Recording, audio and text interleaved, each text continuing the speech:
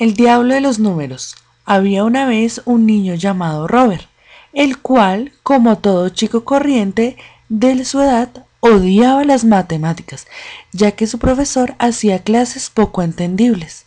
Pero una noche tiene un sueño especial, donde conoce un pequeño diablillo, donde le explica datos curiosos sobre los números y además le dice que es muy divertido trabajar con ellos, pero solo cuando lo aprendes de una manera muy adecuada. La primera noche. Esta historia comienza contando uno de los tantos sueños de Robert. Se le aparece un señor viejo y bajito que se presenta como el diablo de los números. Robert le dice que odia todo lo que tenga que ver con las matemáticas, pero el diablo le dice que las cestas no son lo que él piensa, pues ni siquiera requiere la calculadora y que para empezar solo necesita el 1, pues el 1 en 1 llega hasta el infinito porque existen números infinitamente grandes e infinitamente pequeños. Luego, el diablo le explica cómo se hacen los demás números a partir del 1. Robert sigue practicando con la calculadora, pero esta explota y el diablo le dice que con una más grande puede seguir calculando hasta que se aburra. El diablo se pone furioso con Robert y explota. Robert despierta.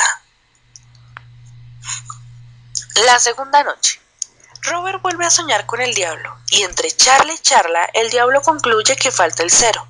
Robert pregunta el por qué y el diablo le dice que porque el 0 es el número más refinado. Luego el diablo le dice que los números romanos son complicados por no tener 0. Como Robert no comprende el significado del 0, el diablo le explica cómo llegar al 0, pues sin el que no funcionan las cosas.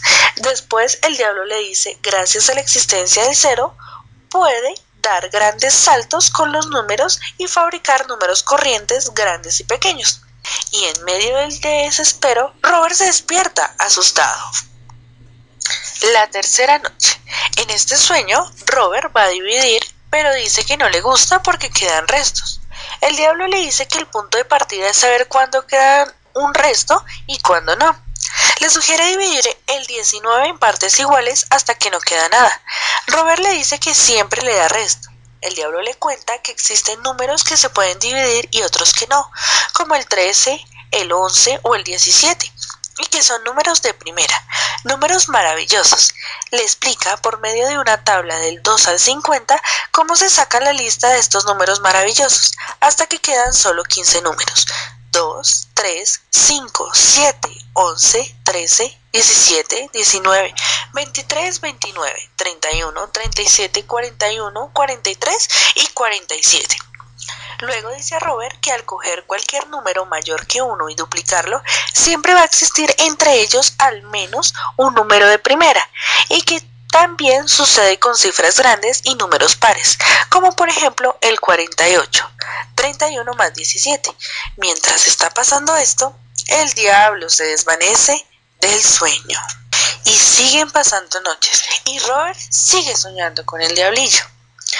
Pero una vez, el diablo lleva a Robert a una casa en forma de cubos. Y a partir de una base de 16 cubos construyen un triángulo. Luego el diablo le dice a Robert que coloque en el cubo más alto del triángulo el número 1 y en cada uno de los otros cubos escriba lo que resulta de sumar encima y hasta terminar. El diablo le dice a Robert que además de encontrar en este triángulo los números normales, también puede hallar los números triangulares. Después de aprender muchas cosas sobre este triángulo, Robert se queda profundamente dormido. Finalmente, una noche, el diablo se le aparece a Robert con una invitación para una cena. Aterriza en una terraza frente a un gran palacio. Se encuentra con muchos matemáticos famosos. Al terminar la cena, todos los diablos se van y Robert es condecorado como aprendiz, con una estrella de 5 puntas. Después el diablo lee los números, se despide de Robert y le dice que a partir de ese momento él debe arreglárselas